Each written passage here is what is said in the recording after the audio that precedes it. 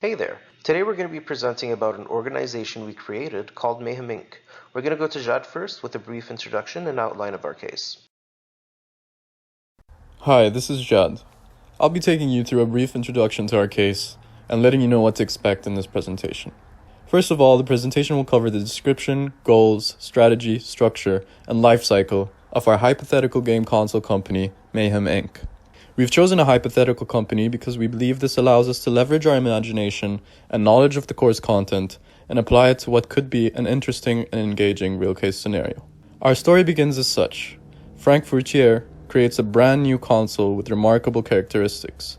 He launches the first iteration of the product, the M1, in California only and steals a huge portion of Xbox and PS4 users.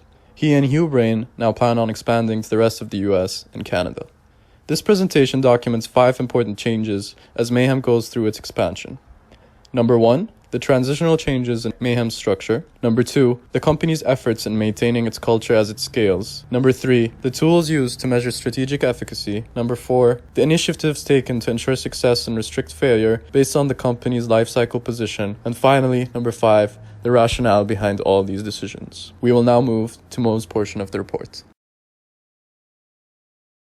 Thanks, Jad. So a little bit about Mayhem. Mayhem was founded in 2015 in Palo Alto, California. During E3 2018, Mayhem released the M1, a powerful console that was far superior to competitors like Microsoft's Xbox or Sony's PlayStation. During E3 2019, Mayhem released game passes that allowed users to download and play unlimited games rather than purchasing one game at a time to compete with other game console brands. Mayhem also indicated that it planned to distribute the M1 across the US and Canada.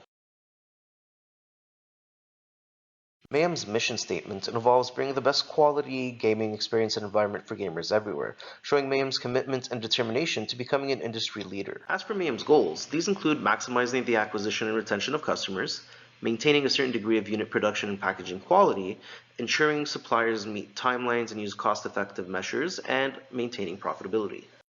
Mayhem encourages staff to learn skills beyond those they already know by covering any workshop or courses they may take. They also encourage staff to make mistakes but to try to learn from them as well. Staff are also required to address problems in their infancy rather than not addressing them at all. Employees at Mayhem feel a strong sense of community and are encouraged to work together in the Palo Alto office's many open spaces at their own pace and in their own temporary teams. This grants them a strong sense of ownership.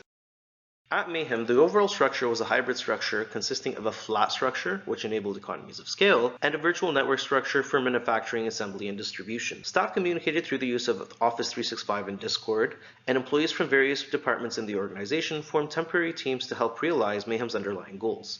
To scale, however, Mayhem would need to move towards a divisional structure in which offices would be located in the areas they aim to serve, like the US West Coast, Central US, the East Coast, and Canada. The Palo Alto office would still retain the main functions of development and design, whilst other functions would be replicated across divisions.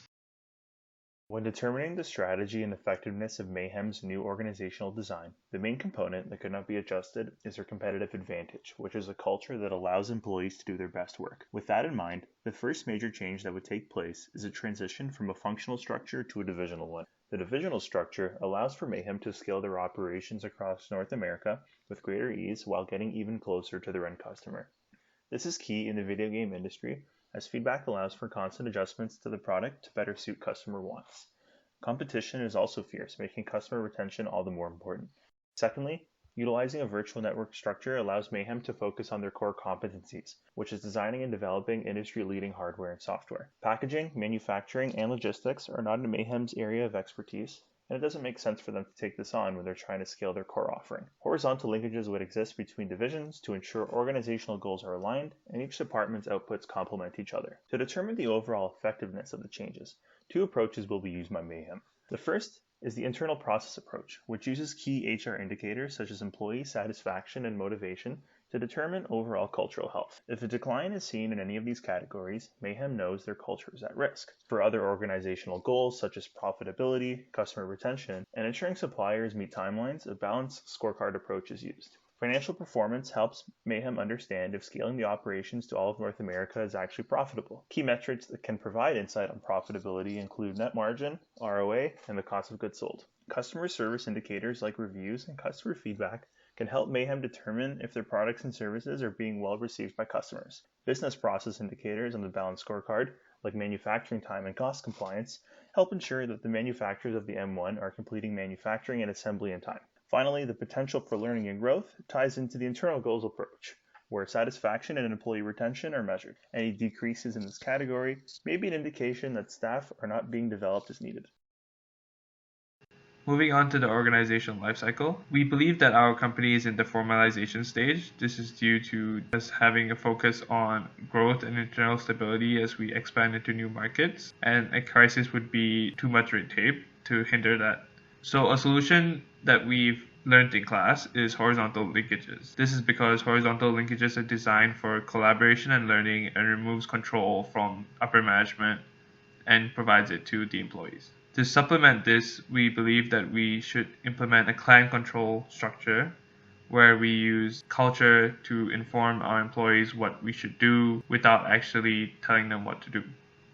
As we know, a subset of client control is self-control, and that is really what we are trying to emulate by implementing client control. For organizational decline, we would like to ideally prevent the decline in the first two stages, which are the blinded and inaction stages. This is easier said than done, but we emphasize tackling the problem in the first two stages. As we use a client control structure, we would like to avoid occurrences like what happened at Enron, where the company is very blinded to externalities and the way that they operate. So we believe that if our culture is blind to such problems, it would be kind of impossible to stop, such that we really believe that in the first two stages, it is critical for our company to be able to identify problems and tackle those problems to prevent organizational decline. After an analysis of the issues of the case, we have arrived at three main recommendations. Mayhem should, number 1, transition from a functional virtual network component hybrid to a divisional virtual network hybrid.